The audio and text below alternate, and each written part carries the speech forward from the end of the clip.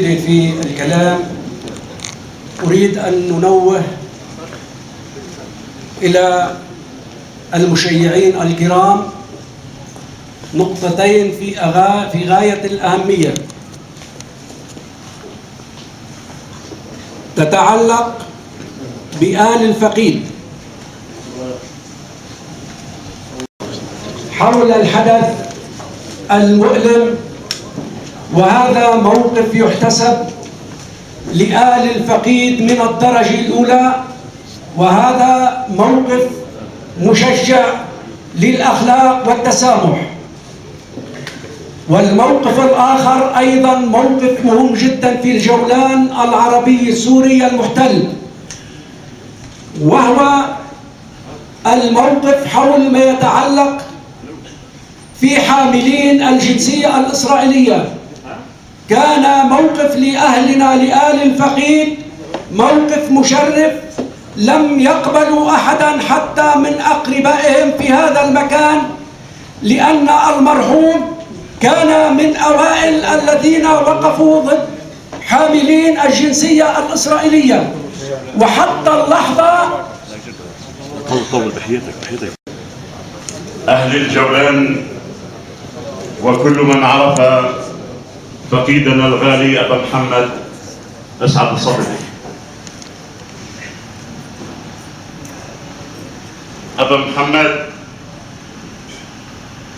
فقدنا رجلا من رجالات الجولان له أياد بيضاء في هذه المنطقة. ترعرع أبو محمد في بيت كريم، فقد والدته وهو في عمر 13، وترعرع بكنف جدته رحمها الله، ثم فقد والده رحمه الله، وعاش طفولته عيشة شقاوة، ولكن قرنت هذه الشقاوة بالرجولة منذ نعومة أظفاره.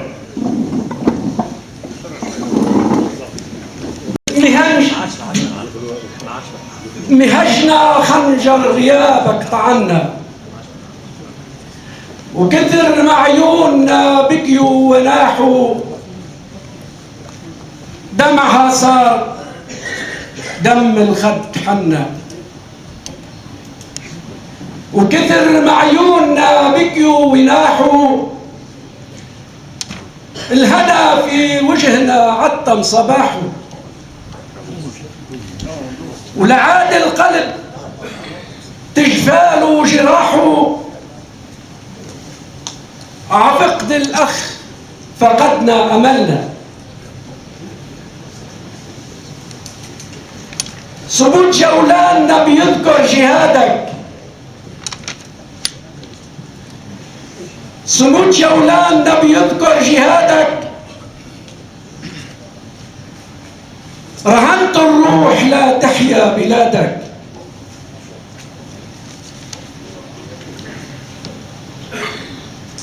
على جولاننا السوري ومرادك، تجنى الموت في حكمه تجنى. والصلاة والسلام على أشرف المرسلين سيد الخلق أجمعين، وعلى جميع أنبياء الله المجتبين. السلام عليكم أيها المعزون الكرام ورحمة الله وبركاته. في هذا اليوم الحزين نودع أخا صديقا مناضلا في هذه الأرض التي ثبت عليها المناضلون وانتصر فيها هؤلاء على كل أعدائهم، ومثل ما انتصروا في الماضي سينتصر الجولان وتنتصر خضر وتنتصر سوريا على كل أعدائها. ونحن من هنا نرحب بكل المقاومين الشرفاء الذين كان أبو محمد أسعد محمد الصفدي في مقدمتهم حين اعتقل مع مجموعة من رفاقه.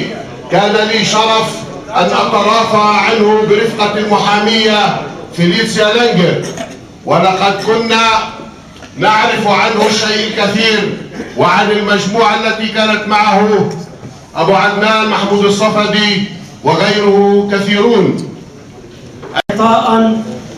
ورجلا شجاعا وفيا له بصمات عدة وأعمال ومآثر كثيرة في هذا البلد الكريم وغيره من البلدان.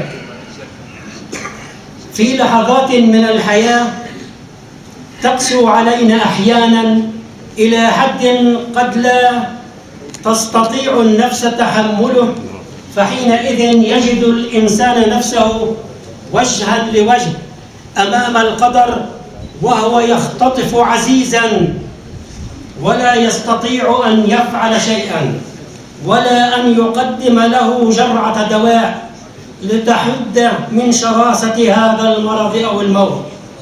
وعند هذا يدرك الإنسان أن الموت حق، وهو نقاد على كفه جواهر يختار منها الجياد من سواه. ضيوفنا الأكارم، أهلنا الأعزاء، يحز في نفسي كما في نفوسكم جميعا أن نقف مثل هذا الموقف مؤبرين مشيعين لرجل من رجالات هذه المنطقة، رجل ترك بصمة في تاريخ هذه المنطقة، سلك الخط الوطني الشريف منذ اليوم الأول للاحتلال، فأدى بذلك واجبه على أكمل وجه. أود أن أستغل وجود هذه الوجوه الكريمة من أهلنا في جولان السوري المحتل ومن ضيوفنا الأكارم لنؤكد على مجموعة ثوابت. فكما كان المرحوم في حياته مؤكدا على ثوابتنا الوطنية، فإنني أود أن أستغل يوم وفاته لنؤكد على بعض الثوابت أيضا. أولا أتوجه إلى أهلي في جولان وإلى نفسي أولا لننبذ معا العنف القائم بيننا. هذه ليست من عاداتنا وليست من تقاليدنا. نحن ورثة إرث اجتماعي أخلاقي إنساني، فكل هذه الأعمال التي نراها اليوم هي دخيلة على مجتمعنا ودخيلة على إرثنا الإنساني والأخلاقي والاجتماعي. فأين نحن اليوم؟ أين شبابنا اليوم من هذا الإرث الشريف؟ أطرح هذا السؤال على نفسي وعلى مجتمعنا. ثانيا، أود أن أؤكد أن الموقف الوطني لهذه المنطقة ومهما طال الاحتلال ومهما كبرت المصائب في وطننا وفي جولاننا فلن يتغير. هو موقف وطني ثابت. هوية الجولان لن تكون إلا عربية سورية. أبناء الجولان لن يكونوا إلا عربا سوريون.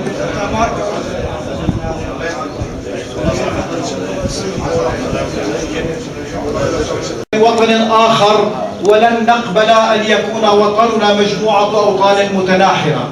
فباسمكم جميعا نتوجه إلى أهلنا،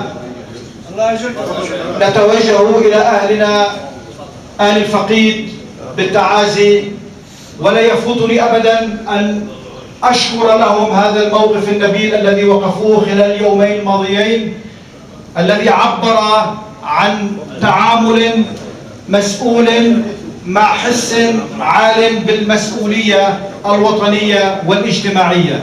فإنني أشكر لهم هذا الموقف باسمكم جميعا، للفقيد الرحمة ولكم جميعا من بعده طول البقاء، والسلام عليكم. ورسولا مبينا أمينا يعلمنا ويرشدنا وإلى الصراط المستقيم يهدينا. حضرات الشيوخ الأفاضل، أيها المشيعون الأكارم، خبر عز علينا مستمعه وأثر في قلوبنا موقعه، قد كاد من الحزن أن تنقبض الألسن عن هذا النعي الفادح، وتقصر الأيدي عن التعزية بهذا الرزق الفادح، ألا وهو نبأ وفاة فقيدنا وأخونا المناضل الصامد الصادق في مواقفه كافة، الصابر على تقلبات الدهر وصعوباته وصروفه، الأخ أبو محمد أسعد محمد الصفدي رحمه الله. برقية باسمهم جميعا. هذه البرقية برقية تعزية أرسلت بواسطة رئيس المكتب الصحفي في القنيطرة. بسم الله الرحمن الرحيم. يا أيتها النفس المطمئنة، ارجعي إلى ربك راضية مرضية، فادخلي في عبادي وادخلي جنتي، صدق الله العظيم. أهلنا وأخوتنا في الجولان السوري المحتل، أيها الأهل الصامدون والمتجدرون بالأرض والعرض والكرامة الوطنية، أهلنا آل الفقيد المناضل الراحل أسعد محمد الصفدي، رفيقنا في النضال مع صفوف الجماهير في حزبنا العظيم حزب البعث العربي الاشتراكي، وفي مقدمة المناضلين المجاهدين المدافعين عن عروبة الجولان، ومن الذين قضوا سنوات عديدة في سجون الاحتلال الصهيوني، والشامخا بانتصارات جيشنا العربي السوري وقيادته الحكيمة، وعلى رأسها السيد الرئيس بشار الأسد. أيها الأهل، ننقل إليكم أحر التعازي بوفاة المناضل المجاهد أسعد محمد الصفدي ابن الجولان الصامد، وإننا نشارككم المصاب الجلل وأنتم تودعوا جثمانه، وما بيننا وبينه أسفاك محتل عابر وزائل، ونسأل الله أن يرحم فقيدنا وفقيد الوطن، وأن يلهمكم الصبر والسلوان، وإنا لله وإنا إليه راجعون. إخوتكم الأمين القطري المساعد لحزب البعث العربي الاشتراكي الدكتور هلال، أمين فرع القنيطرة لحزب البعث اللواء المتقاعد وليد أباضة، محافظ القنيطرة الدكتور أحمد الشيخ عبد القادر، علي يونس رئيس لجنة دعم الأسرى والمعتقلين، علي الأعور رئيس المكتب الصحفي في القنيطرة، إسماعيل مرعي عضو مجلس الشعب سابقا، عصام شعلان مختار جولان في جرمانة، مدحت الصالح مدير مكتب شؤون الجولان وعضو مجلس الشعب سابقا، يوسف عماشة اللواء المتقاعد، رفعت عماشة عضو مجلس الشعب. رحم الله فقيدنا وأرانا الله وجوههم، وعسى أن يحرر الجولان وتحرر سوريا من هؤلاء الكفرة.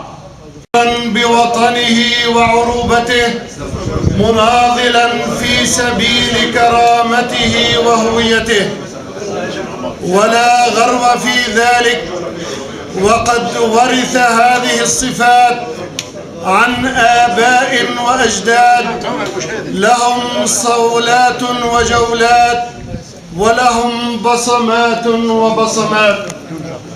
نودعك يا أبا محمد، والوطن الذي أحببته جراحه تنزف وأحقاده تشتعل، وقد كثر عليه المتآمرون واستباح حرمته الخائنون.